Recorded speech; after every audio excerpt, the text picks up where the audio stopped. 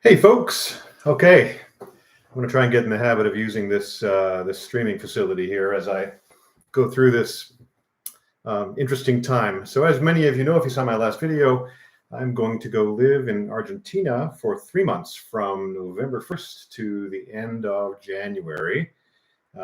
Coming back in time for my kids' birthdays, which are happening in February and March. But unfortunately, of course, in that time period, missing Christmas and my own birthday and my anniversary. And so, is everybody thrilled about about this? I think everybody's happy for me, and they know this is going to be a very interesting time. And I was looking for to shake things up a little bit in my situation in my life.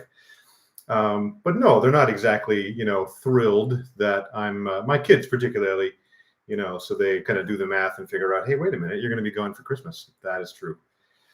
Sad though it is. And also my birthday is on January 3rd, so I'll be spending that in the Southern Hemisphere.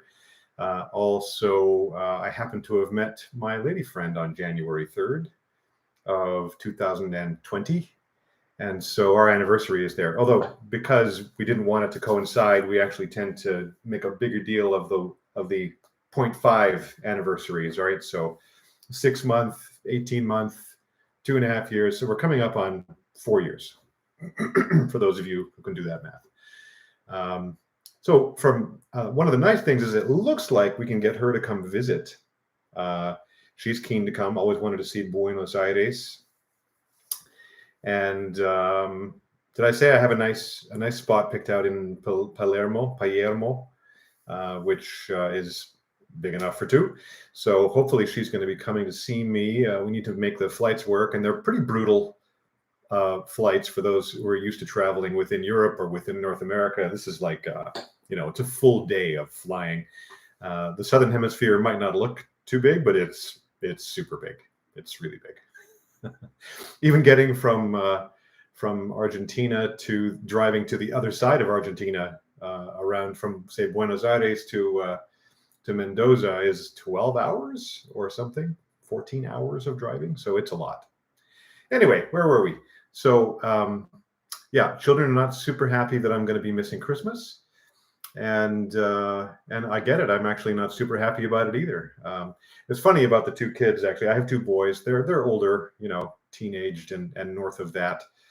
And one of them, his reaction was, "Oh, it's too bad. I'll miss you while you're gone. Maybe we can set up a weekly video call." And I thought, I would love that. That would be amazing. Let's plan on that. And so that was great. I offered this to the other child, and he says, "Let's not worry about it. If we want to talk, we'll talk." So I'll leave it as an exercise to those of you who know the two boys, which was which. Anyway, so those are the major reactions. Also, the boy's mother had a hard time with it at first, but seems to have come around to it being a reasonable thing. And of course, I can still help.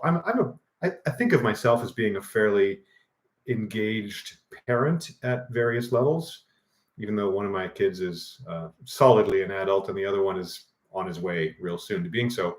But in terms of things like applying for colleges and researching all that stuff for my younger child, I can do that from Buenos Aires.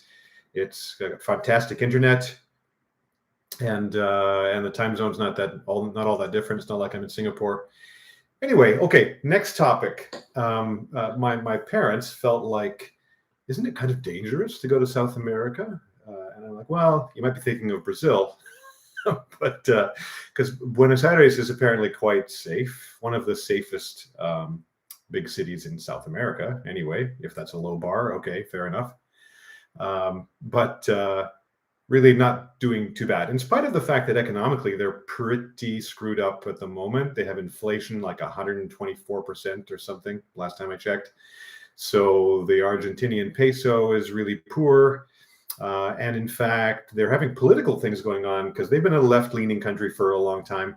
And now the maybe front runner to win the presidential election later in October this year is a right-wing guy, kind of like a Bolsonaro kind of Trump guy, who wants to undo a lot of that stuff. And so who knows? Maybe there'll be riots in the streets. If there are, I'm going to stay in my apartment. No question about it. So I'm not really worried about it. Having said that, even whenever you're going anywhere, lots of people, if they go to Europe, they're worried about pickpockets, and I'm sure that's a possible concern. And so I got myself, if I may, one of these fancy little money belt. And I guess other tips I've seen on YouTube involve carrying a dummy wallet, even hiding your electronic equipment when you leave your place. Although I don't plan to have cleaners, or there's no reason for anybody to come into my place at all. But basically, keep your head down. Don't be an idiot. And you shouldn't attract any attention. And, everything should be fine, barring very random acts of weirdness that might happen. Anyway, that's it for the reactions. I guess the other thing I've been thinking a lot about is, what do I do with all my stuff? So it's going to be, some of it's going to get sold. I have some albatrosses around my neck. So over here, there's an enormous former boardroom table that I certainly don't want to store. It's too heavy, really, even to pleasantly move. So I'm trying to sell that to the highest bidder. Not the lowest bidder, that'd be silly.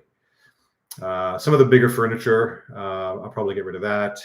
When I come back, I'm going to be living in temporary places, and then presumably, maybe, if all goes according to plan, moving in with my lady friend who has lovely accommodation nearby here. Actually, super looking forward to that. I like having my own space, and I hope that we can still arrange that. But is it lonely here because I'm here all day long every day, and I get visitors every once in a while? Yeah, it can be a bit lonely. So it might be on the chaotic side occasionally at my lady friend's house, but we'll see. She has younger children, but I'm really looking forward to it. And it's sort of, yeah, that's kind of the way things are. I think that's it for this update. I'll try to keep them coming. I'm kind of hoping that these are interesting to my friends and family, and that they can stick around on YouTube if later on, after I pass, my children want to remember what I was like when I was 52 and headed out to see the world. All right, that's it for now. Take care.